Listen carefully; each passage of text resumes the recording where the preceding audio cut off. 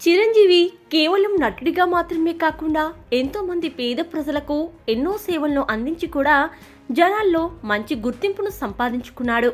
అలాగే ఏదేమైనా ప్రమాదం జరిగినప్పుడు రక్తం అనేది ఒక మనిషి ప్రాణాన్ని నిలబెడుతుంది అనే ఉద్దేశంతో ఎంతో వ్యయంతో దృఢ సంకల్పంతో బ్లడ్ బ్యాంకును ఏర్పాటు చేసి దాని ద్వారా ఎంతో మంది పేద ప్రజలకు రక్తాన్ని అందించి చాలా మంది ప్రాణాలను చిరంజీవి కాపాడాడు. చిరంజీవి సినిమాల్లో నటించి ప్రేక్షకులను అలరించడం మాత్రమే కాకుండా పేద ప్రజలకు ఎంతో సాయాన్ని అందించి కూడా ఎంతో మంది హృదయాలను గెలుచుకున్నాడు.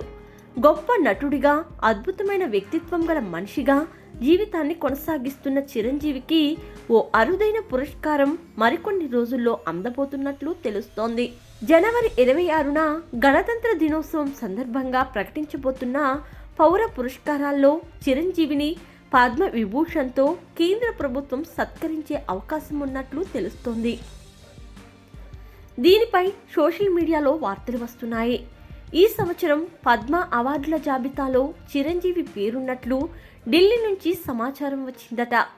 చలనచిత్ర పరిశ్రమకు ఆయన చేసిన విశిష్ట సేవలకు మాత్రమే కాకుండా కోవిడ్ మహమ్మారి సమయంలో చిరు చేసిన సామాజిక సేవకి గాను ఆయనకి ఈ పురస్కారం ఇవ్వబోతున్నట్లు ఓ టాక్ నడుస్తోంది.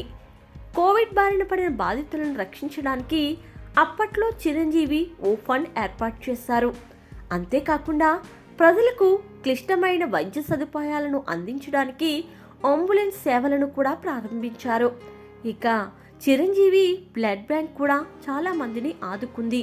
వీటన్నిటినీ గుర్తించి మెగాస్టార్ చిరంజీవికి పద్మ విభూషణ్తో సత్కరించాలని ప్రభుత్వం నిర్ణయించినట్లు ఓ వార్త సోషల్ మీడియాలో వైరల్ అవుతుంది.